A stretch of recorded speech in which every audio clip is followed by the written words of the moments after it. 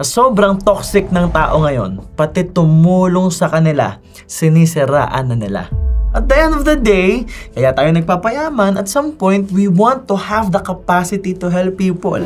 So yung mga tinulungan ko, nakautang sa akin ng pera, nung bagsak na sila, nung wala na silang pambayad. Since they are not willing to take accountability of their own mistakes, hindi sila willing magbayad ng utang, siniraan na lang nila ako.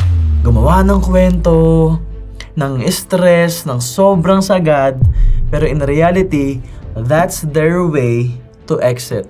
Para ikaw bilang negosyante, bilang leader, mapupuno ka na eh. Nakakaasar eh. Tapos sasabihin mo, bahala na kayo, hayaan mo na lang.